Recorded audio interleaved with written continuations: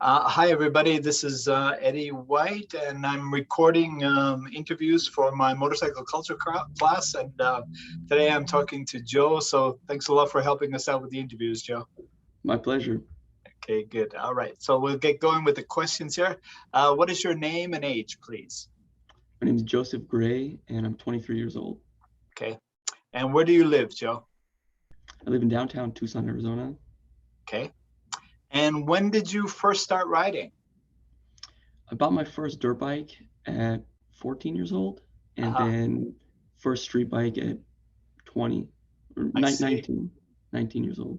I see. I Yeah, mean, some people kind of grew up with bikes, and it sounds like you're one of those people that yeah my dad, early in your teenage years you got into it. Yeah.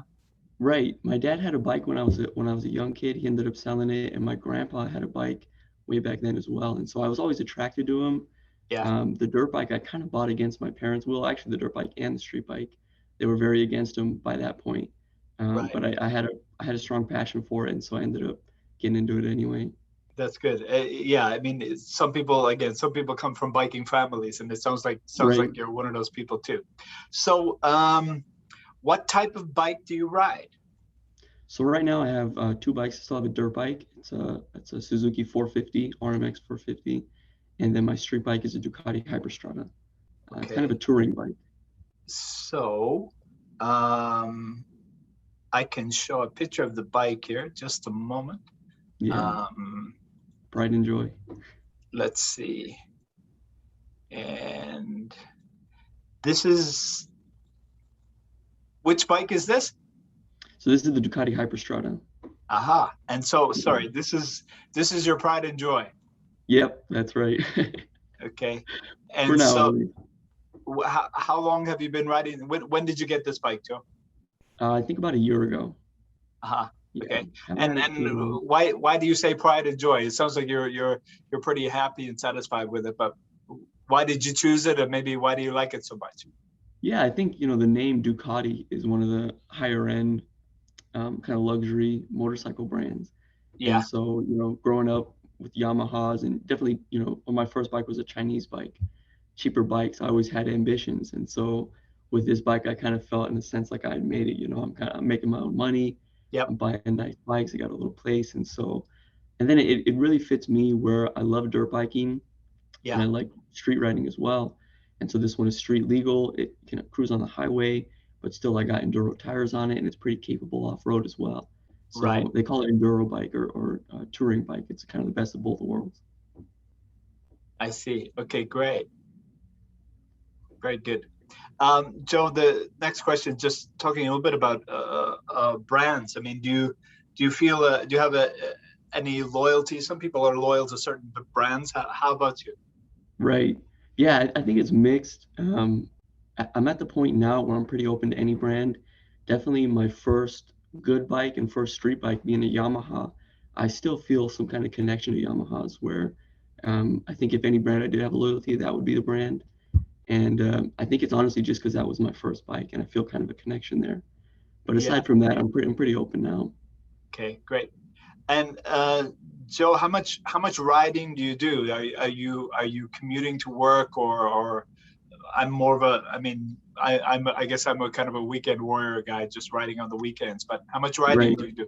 How much riding Yeah, do you? over the summers, I'm definitely a weekend warrior because I don't do well with the heat on the bikes at least. Yeah, And I used to have a really long ride before. Now that I live downtown, it's a pretty short ride actually. So I'm riding definitely more often, at least a couple times a week. yeah. So are you using the bike for commuting also? Yeah, yeah, Uh, definitely. okay, great.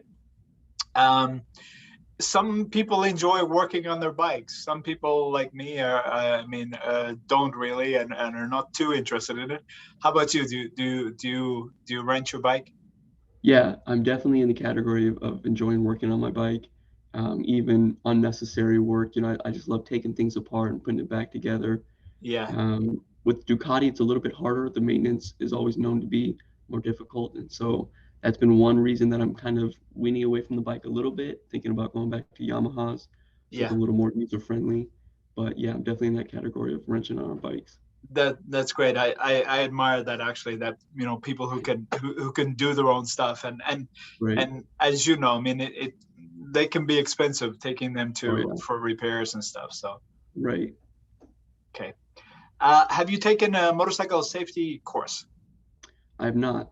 Yeah, that's something that I kind of wish I did, and I still look into. Every now and then I see deals popping up about free courses being offered or things like this. Yeah, I really look into the advanced safety course now. I think I'm yeah, past kind of the beginner foundation, but yeah. no, I haven't. But I mean, of course, some people, you're probably one of them. I mean, some people just become skillful and proficient riders without necessarily taking a course either. Right. Yeah, it's definitely the harder path. Any of my friends who got into riding, I recommended, and they did end up taking the MSF course, and they Yeah, spoke highly about it. So, it's something that I recommend to everybody. But yeah, starting at a young age with dirt bikes, I've learned the fundamentals pretty well. yeah, that's great. Uh, what about what kind of gear, if any, do you wear when you're riding, Joe? Yeah, so I have a couple showy helmets, dirt bike styles and street styles. That's Yep. kind of the brand of helmets I wear. They're pretty quality.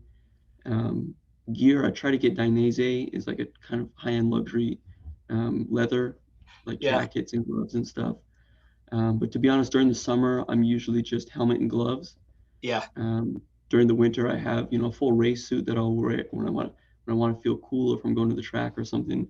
yeah. Aside from that, I got a couple jackets. Don't own any pants or real boots yet, but I'm working on that. Yeah,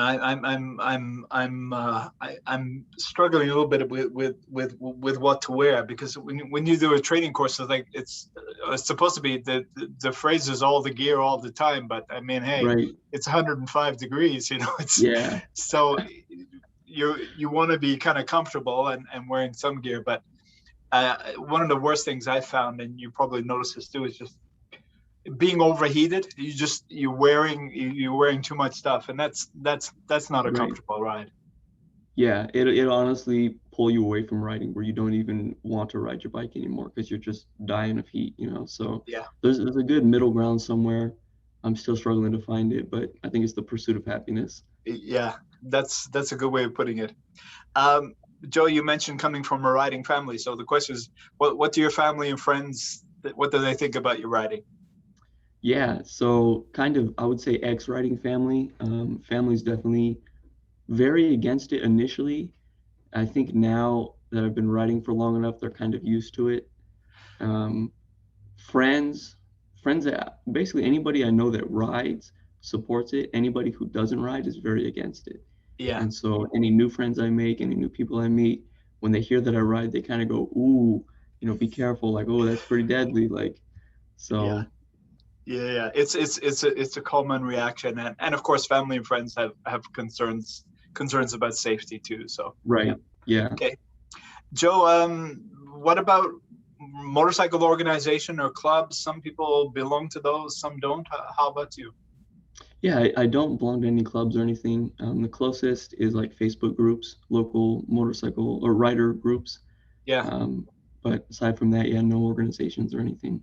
yeah. And is that? I mean, did you consider that, or it was just that it didn't particularly appeal to you to be joining a group? Yeah, it didn't really appeal to me, and I guess I've never found a group specific to my Yeah, group yet. I usually see like kind of Harley groups or yeah, I think that's the demographic I've always seen is the Harley riders have yeah, their clubs and organizations. yeah, So it is something that I'm open to, but yeah, just haven't found anything that attracts to me really. yeah. And when you ride, I mean, you do usually ride alone or ride with friends? Yeah, pretty much always alone. If I run into somebody on the street, I love to, hop in formation with them and pretend we're buddies for a little while. Yeah, I had some riding friends for a little bit, but they kind of strayed away or moved away. So yeah, majority of my riding's alone. yeah, that's good. I mean, some people, I think community can be part of motorcycle culture, but lots of people just prefer to do their own thing and ride by Right. themselves, and that's where they get the most enjoyment also. Yeah. Yeah. Again, there's a good middle ground, but it's definitely nice to get out and just do your own thing and enjoy yourself. Yeah.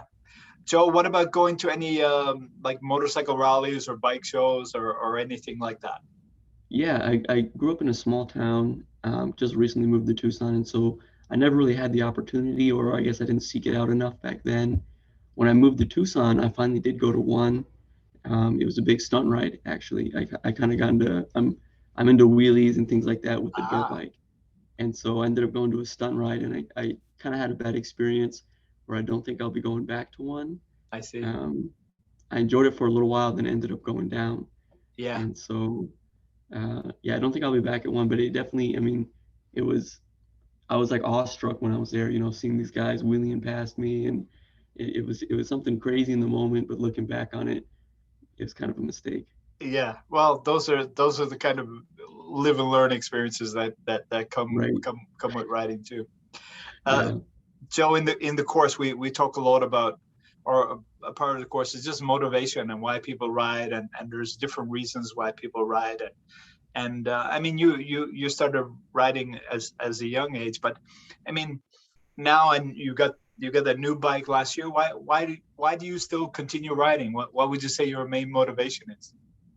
Yeah, it's a weird it's a weird thing where, self-understanding is, I think, one of the hardest things in life. And so honestly, I don't really know the answer.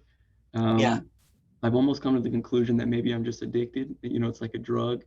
yeah, The adrenaline I get from it, especially wheelies, is something I'm attracted to. But yeah, it's just, it's a sense of it's stereotypical, but the sense of freedom you get, or yeah. just the elation that I have, the joy that I have in my mind and that I feel when I go riding.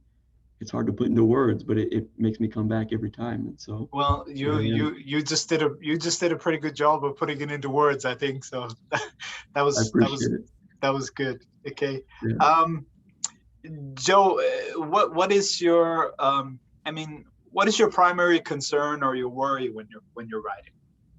Yeah, I guess self-injury is generally the primary concern. Yeah, I've definitely been injured to the point where I'm not so much worried about it anymore. yeah, But I still, even, I just got back from a big riding trip, and I can't help but every time I come around a corner and, you see something close, or in my mind, I just go, boy, what if I did hit that? And I, just fumbled and died, or boy, yeah, what if I went off that cliff and that was it? So it's kind of like when you're standing at the top of a mountain and you look down and you think like, oh man, what if I fell and died? I guess yeah. that's obviously, of course, my main concern. Yeah, and those thoughts are, I guess those are also typical things that happen to riders. Right. Those kind of thoughts. But as we learn in the course, the benefits and the pleasures and all the other things, outweigh those concerns and potential Yeah. negatives also. Yeah. Right. No doubt. So does that mean, and maybe getting right into the next question, do you think you'll ever quit riding motorcycles? Yeah, it's an interesting question that I've toyed with a lot. I generally think, oh, when I have kids, my wife will probably try to talk me out of it. And I Yeah, think whether that'll be, a barrier in our relationship, whether I'll be willing to succumb to that, or if we'll argue about it. And generally, I think I could stop writing eventually. I'm not ready now. yeah, Um, at the very least, I'd be willing to, try to make a sacrifice where I got maybe a cruiser bike or something considered more safe, or more, not so racy. And I feel yeah. like that would be a good middle ground, something I'd be happy with, and I'd be Yeah. more safe, for the family. It's But definitely in the pursuit of family, I'd be willing to quit. it's that seems like it's kind of a typical thing too. That I mean, a fair number of riders when they get married, especially when kids come along, man, lots of people put aside.